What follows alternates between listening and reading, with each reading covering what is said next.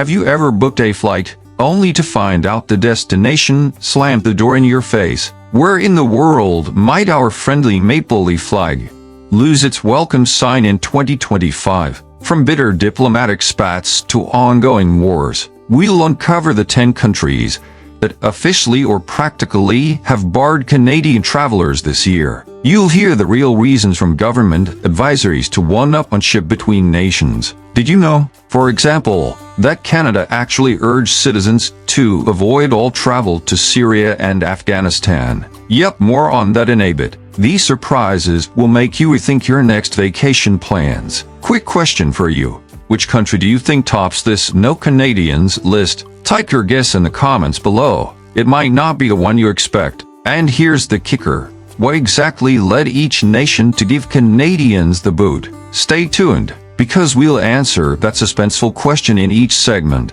Ready? Let's jet off metaphorically and explore these off-limits locales. Number 10. Russia.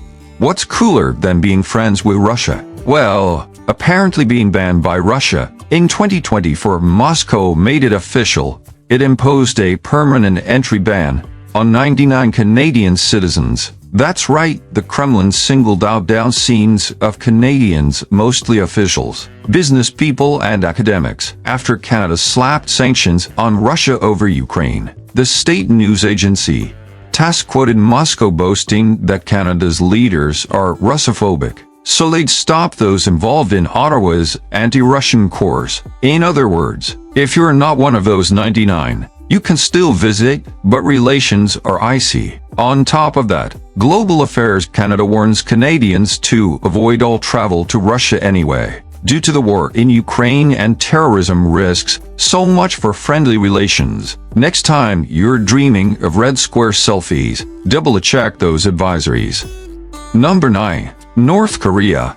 North Korea is famously closed off, and 2025 was no exception. In fact, Global Affairs Canada bluntly tells Canadians to avoid all travel to North Korea due to the risk of arbitrary detention and the uncertain security situation under its repressive regime. Even when Pyongyang briefly reopened to some tourists in early 2025, it quickly slammed the gates shut again by March. Think about it, if even Canadian diplomats don't have an embassy, Sweden protects Canadian interests there. Your chances of a warm welcome are slim. The travel warning is clear. Foreigners have virtually no rights in North Korea, and arrests of Westerners do happen. So, unless you really love guided group tours with heavy minders, it's not on our bucket list. On the bright side, there are no lines at the customs desk when no one's allowed in. Number 8. Syria. Syria has been a no-go zone for years, and nothing's changed in 2025. Canada's travel advisory puts Syria under avoid all travel lockdown. Because Syria is still torn apart by a brutal civil war and foreign airstrikes, the Canadian government warns of volatile security situation, armed clashes and airstrikes. In plain English, there's fighting pretty much everywhere. Roads are dangerous, local factions are unpredictable, and even landing in Damascus or Aleppo is a gamble. Beyond immediate violence, kidnapping and terrorism are big threats. So for Canadians, Syria isn't just discouraged, it's officially off the table. It's hard to crack a joke about barrel bombs or checkpoints. So suffice it to say, put Syria at the very bottom of your travel list. Number 7. Afghanistan. The news on Afghanistan is even grimmer. Since the Taliban took power, Canada's advice is the same.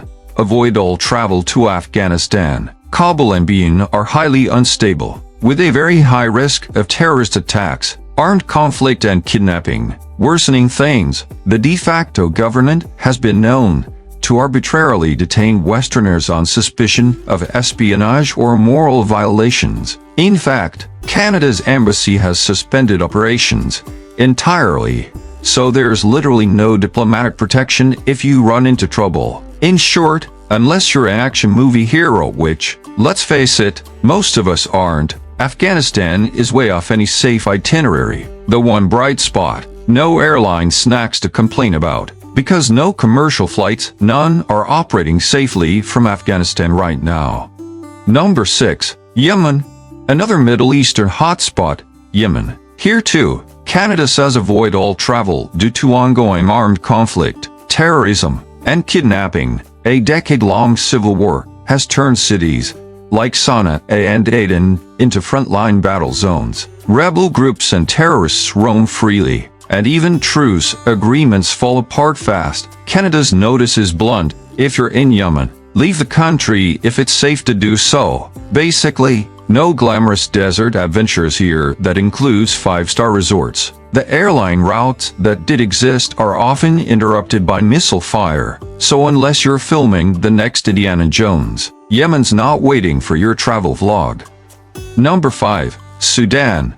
Sudan has its own problems, and Canadians have been given the red light, the official warning: avoid all travel to Sudan due to armed conflict, civil unrest, and a volatile security situation. Since April 2023, Khartoum and other regions have been battlegrounds between the army and paramilitary forces, with civilians caught in the crossfire. Canada even ran evacuation flights and then ended them, a polite way of saying, good luck getting out. This civil war has plunged the country into chaos. Services are down, gangs and militias roam, and foreigners, especially from Western countries, have been targeted. Long story short, Sudan isn't just cautious, it's basically a death trap. We won't crack jokes on violence, but needless to say, sunbathing or sand surfing in Khartoum is not the Canadian dream trip.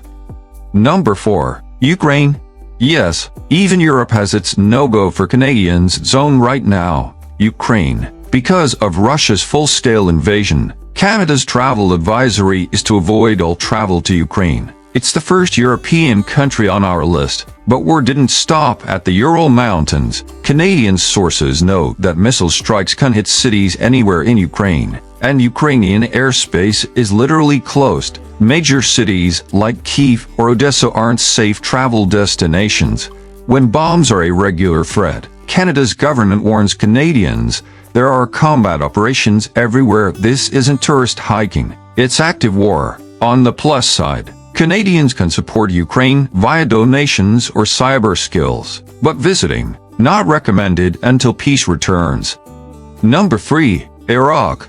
Iraq has been steadily rebuilding after years of brutal conflict with ISIS and deep sectarian violence. Yet, for Canadian travelers, the situation on the ground remains highly unpredictable. Canada's official advisory couldn't be clearer: avoid all travel to Iraq. Why? Because the security situation is volatile and can turn dangerous at a moment's notice. Armed militias, extremist groups, and political factions continue to operate across many regions. Even Baghdad, once considered relatively stable, frequently experiences car bombings, kidnappings, and deadly clashes. In short, it's not a question of if violence will happen, but when. Adding even more to the risk, the Canadian government specifically warns that foreigners, especially those associated with Western nations, are prime targets. Imagine planning a simple sightseeing trip, only to find yourself caught in the crossfire or worse, a hostage situation. Drone strikes, rogue militia operations, and sporadic flare-ups mean that Iraq isn't just unsafe, it's downright life-threatening for visitors. So unless you're a war correspondent or a humanitarian worker on a daring mission, it's best to postpone that falafel feast and keep Iraq off your travel list for now. Number 2. Lebanon. Lebanon once charmed travelers with its Mediterranean beaches, ancient ruins, and lively souks, but sadly, by 2025, this gem of the Middle East has lost much of its luster, at least for Canadians. Ottawa's travel advisory officially urges citizens to avoid all travel to Lebanon, citing a collapsing economy, political instability, and increasing violence. Add to that the aftershocks of the Israel-Hamas war, and you have a country teetering on the edge. Armed groups operate freely. Large parts of the south are tense war zones, and terrorist attacks remain an everyday threat. Even Beirut, once dubbed the Paris of the Middle East, is no longer considered safe. Canadian authorities warn of serious risks of bombings, targeted kidnappings, and random violence even in urban centers. What was once a land of cedar trees and world-class cuisine now feels like a powder keg ready to ignite. So, while the thought of feasting on fresh hummus by the beach might sound tempting, for now, it's wiser to cancel that hiking trip and leave Lebanon's beautiful landscapes for a safer future visit. Number 1. Israel divided by Palestinian territories. Gaza, West Bank. The turbulence in Israel and the Palestinian territories escalated drastically following the 2023 Israel-Hamas war, and by 2025, the entire region remains a hotbed of conflict. Canada's travel warnings are stern. Avoid all travel to the Gaza Strip and avoid all travel to the West Bank. Even Israel itself, once a relatively safe tourist destination, now carries an advisory against all non-essential travel. Military operations, rocket attacks, and unpredictable violence have become daily realities across cities like Jerusalem, Tel Aviv, and Vienna. And yes, the Iron Dome can intercept rockets, but not every threat can be shielded. For Canadians considering a trip, the hurdles don't stop at safety risks. Even entering Israel now often means undergoing exhaustive security screenings, intense interviews, and invasive questioning at airports. And that's if you manage to land safely in the first place, unless you're traveling for urgent diplomatic or humanitarian reasons. The region is considered far too unstable for tourism. So for now, your plans to float in the Dead Sea or explore historic Jerusalem might just have to remain on your bucket list. Safer times will come. But 2025 isn't it?